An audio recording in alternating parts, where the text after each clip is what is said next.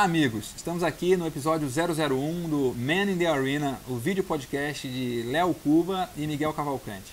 A gente fala sobre internet, sobre negócio, sobre empreendedorismo, sobre vida digital e até sobre algum assunto aleatório que aparecer. Coisas relacionadas. A sugestão de blog desse episódio é o blog Mixergy.com, que é um blog do Andrew Warner, um americano que atualmente mora na Argentina, e ele tem um programa, tem um site de entrevistas, ele entrevista quase que diariamente um empreendedor para falar da experiência, do sucesso, do aprendizado, dos erros, do que está funcionando, do que não está funcionando. Empreendedores que estão em vários níveis, gente que acabou de vender empresa, gente que já teve várias empresas, o Paul Graham que já teve várias empresas, já vendeu, assessora várias...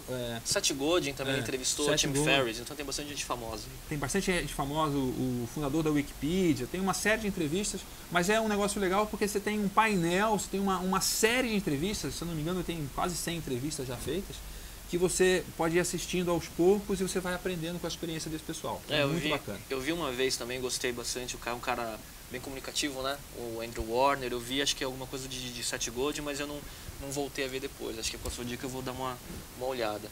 E eu queria falar também de uma dica.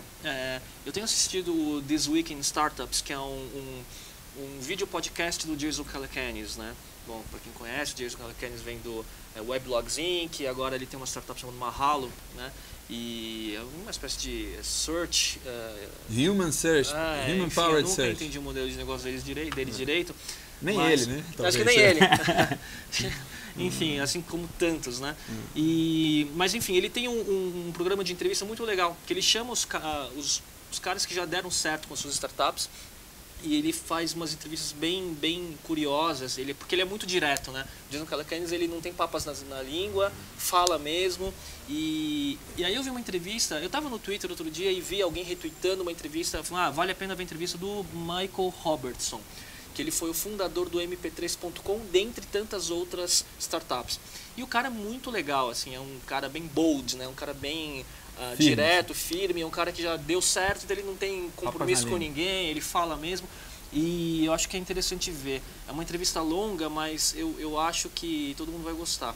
Eu retuitei isso, aí teve uma repercussãozinha, a pessoa falando, pô, bacana a entrevista, acho que vale a pena ver.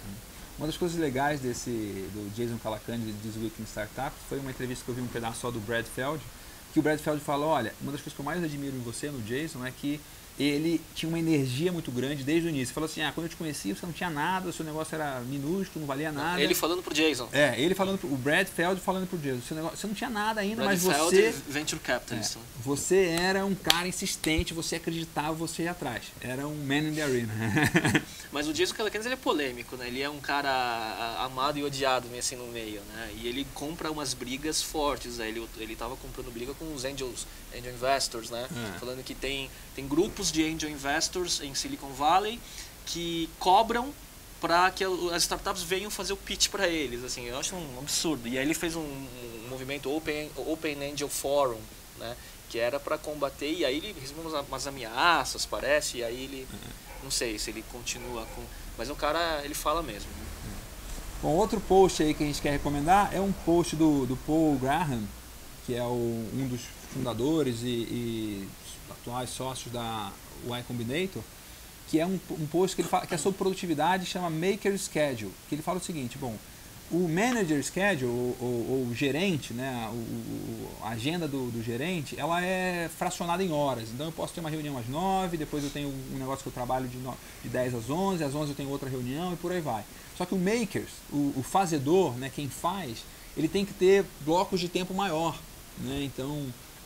ele precisa de uma manhã inteira para produzir. Quanto mais tempo, blocos maiores de tempo dedicado a um trabalho para conseguir produzir muito mais. Então, é uma das coisas que eu li recentemente, que eu acho que faz muito sentido. Eu tenho procurado formatar o meu tempo dessa forma, né? Às vezes tentando, tipo, à tarde, deixar para manager schedule, para marcar reuniões, fazer conversa e tal, fazer um período mais picotado, mas de manhã trabalhar mais concentrado em fazer as coisas, né? Está muito relacionado com que todo mundo que trabalha com produtividade fala, sobre não fragmentar muito o seu tempo, né? Então faz um pouco de uma coisa, depois volta para fazer outra, e aí você acaba não rendendo bem nada, né?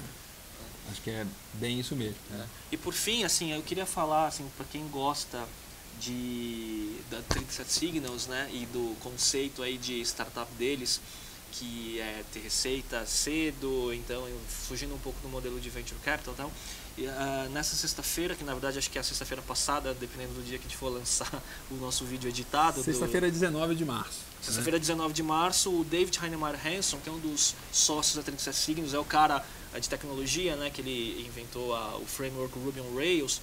Ele vai estar lá conversando com o Jason Calacanis e provavelmente vai estar falando sobre o Rework, que é o livro que eles lançaram agora na semana retrasada. Então, para quem curte, então, mesmo que não veja ao vivo, veja a gravação, que deve ser bacana o programa. Esse livro é um livro que resume as ideias dele, é um livro bem legal, a gente pode até falar num próximo episódio aí. Mas eu estou mais ou menos na metade do livro e tem muita coisa do blog da 37 Signals e tem muita coisa do primeiro livro deles, que é o Getting Real, que você pode comprar em PDF, você pode ler online no site, você pode comprar o paperback sob demanda, é bem legal. E tem uma crítica aí, né, que eu tenho visto muita gente falar do Rework, tem muita gente falando, não lembro quais livros, mas que são, na verdade, um compêndio, como se fosse o blog requentado. Né? Então, Rework, falaram do Linchpin, o 4-Hour Work Week Extended Edition, né? Então tem uma onda aí de quando você acompanha os RSS, né, via dos posts desses produtores de conteúdo, quando você vai ver o livro, você vai ver que é a mesma coisa. Né? Então... Mas eu acho que até tem um valor nisso, assim, eu gosto às vezes mais de consumir no livro, porque já teve um trabalho de curadoria, de selecionar os melhores posts, os melhores textos, ordenar e tal. Então às vezes você consegue, tipo, falar, bom, eu teria isso de graça no blog, mas você não vai ter o trabalho de selecionar o que é melhor, o que é pior na ordem. Eu acho que é bacana. Assim, se você não lê com frequência, acompanha todo o trabalho deles, vale muito a pena ler o livro.